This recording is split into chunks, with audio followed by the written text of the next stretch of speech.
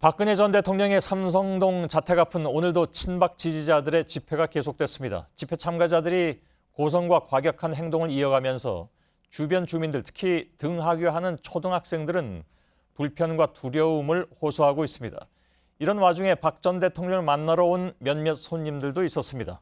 세월호 참사 당일 박 전 대통령의 올림머리를 한 것으로 잘 알려진 강남의 미용실 원장 정성주 씨 자매가 먼저 등장했습니다. 정 씨 자매는 경호원의 안내를 받으면서 자택으로 들어갔습니다. 잠시 후에는 헌법재판소 대리인단이 뒤늦게 합류해서 막말까지 서슴지 않고 쏟아내면서 박 전 대통령을 방어했던 김평우 변호사가 나타났습니다. 그런데 김 변호사는 들어갈 수가 없었습니다. 사전에 약속을 하지 않아서라는 건데요.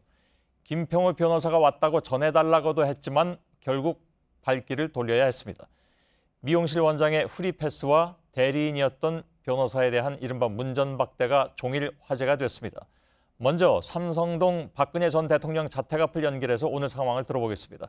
윤영탁 기자, 오늘도 친박단체 회원들이 삼성동 자택 앞에 많이 몰려온 것 같은데 지금도 혹시 시위가 계속되고 있는지요?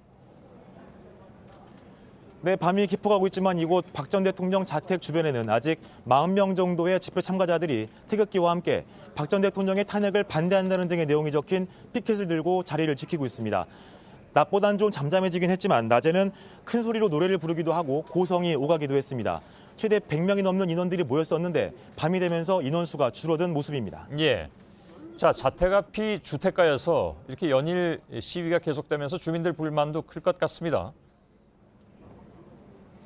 네, 그렇습니다. 주민들의 불만이 많았는데요. 우선 학교에 다니는 아이들에게 위협이 된다는 부분이 가장 컸고 또 소음과 또 집회대에 남는 쓰레기에 대한 불만이 많았습니다. 일부 상점에서는 따라서 쓰레기를 버리지 말아달라는 문구를 상가 앞 유리창에 붙여놓기도 했습니다. 예. 자, 특히 바로 인근에 초등학교가 있어서 학부모들 걱정이 크다고 들었습니다. 이 부분은 뒤에 좀 더 자세히 살펴볼 텐데 어제만 해도 취재진에 대한 위협이 많았다고 했습니다. 오늘은 어떻습니까? 네, 주민들의 민원이 이어지면서 경찰에서는 안전통제선을 새로 쳤습니다. 집회 참가자들과 언론사 취재진들의 접촉을 최대한 막은 건데요. 이 덕분에 오늘 충돌은 어제보다는 줄어든 모습이었습니다. 그러나 일부 집회 참가자들은 여전히 고성과 함께 취재진에게 위협을 가하는 모습이었습니다. 예. 자, 오늘 아침에는 방금 전에 말씀드린 것처럼 박 전 대통령 미용사도 들어갔죠. 세월호 참사 당일에 청와대에 가서 논란이 됐던 바로 그 미용사였죠? 네, 그렇습니다. 오늘 아침 7시 반쯤 한 택시가 이 폴리스 라인을 그대로 통과해서 자택으로 진입하는 모습이 보였습니다. 택시에서 내린 여성 2명은 머플러 등으로 얼굴을 가린 채 황급히 안으로 들어갔는데요.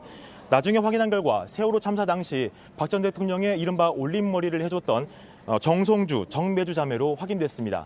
이들은 미리 택시 번호를 경호팀에 알려줘서 아무런 별다른 확인 없이 통과를 할 수 있었던 것으로 알려졌는데요.